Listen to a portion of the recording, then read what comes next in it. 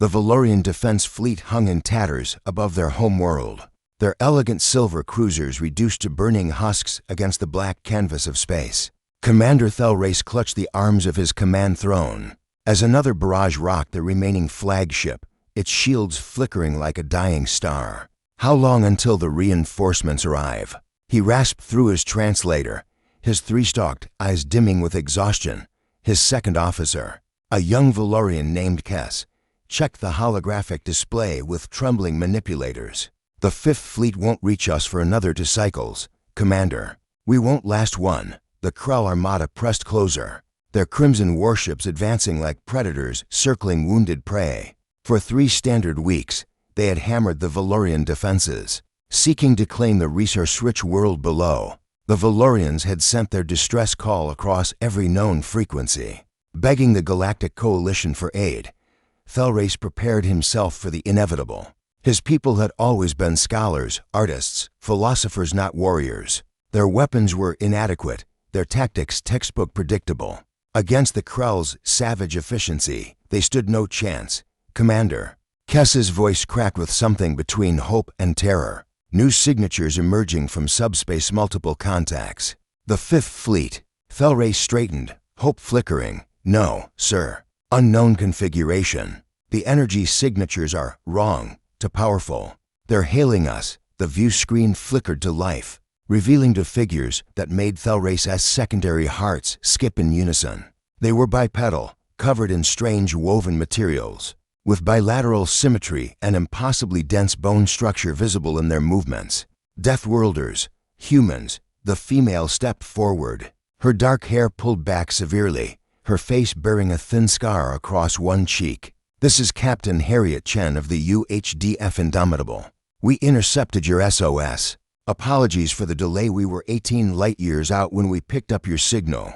18 light years. Thelrace stammered.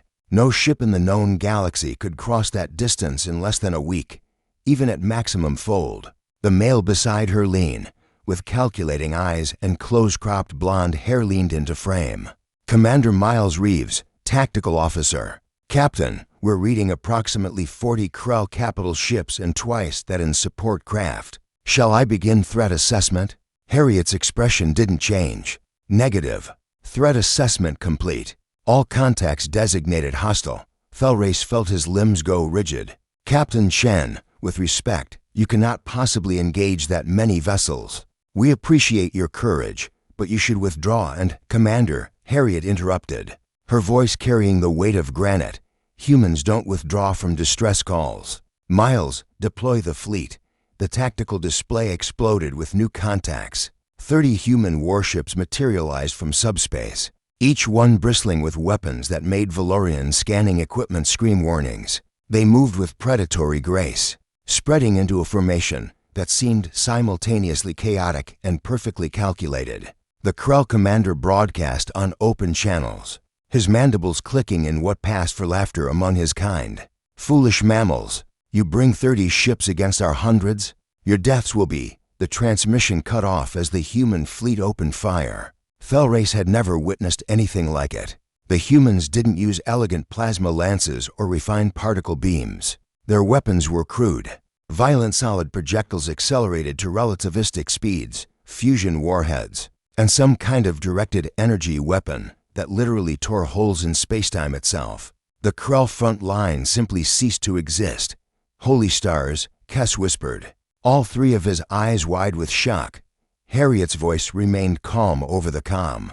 Miles, their dreadnought is charging weapons. Recommendation? Nuclear package, ma'am. The 400 megaton variety should suffice. Authorized. Fire.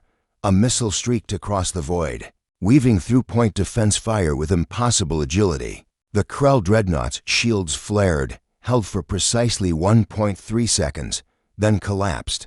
The nuclear detonation turned the massive vessel into an expanding cloud of superheated plasma. The human ships moved like dancers, like hunters, like nothing Thelrace had ever seen in 40 years of service.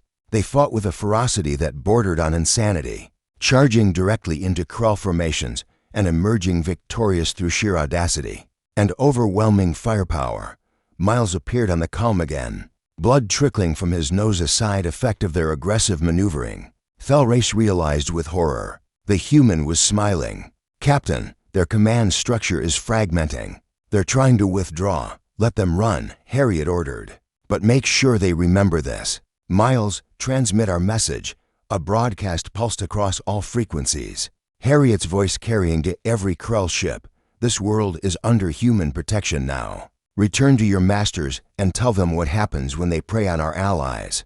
We evolved on a planet that spent for billion years trying to kill us. We didn't survive by being prey." The Krell armada broke, their remaining ships fleeing into subspace with the desperation of creatures that had just realized they were no longer the apex predators. Silence fell across the battlefield, broken only by the ambient hum of dying ships and cooling weapons. "Commander Thelrace," Harriet said, her expression softening slightly, "your medical facilities intact. We have wounded who need attention." "Yes, Captain. But why?" The question escaped before Thelrace could stop it. "Why risk your lives for people you've never met?" Harriet exchanged a glance with Miles, something unspoken passing between them. When she turned back, there was something fierce in her eyes, something that reminded Thelrace that humans came from a world of predators and natural disasters, where only the strong and brave survived. "Because someone needed help," she said simply. "That's enough." As the human fleet formed a protective cordon round the battered Valorian homeworld, Thelrace understood something fundamental about these Deathworlders.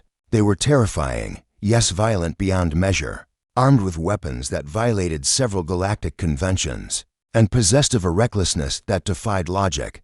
But they were also protectors, and the galaxy would never be the same. The Valorian commander opened a channel to his government.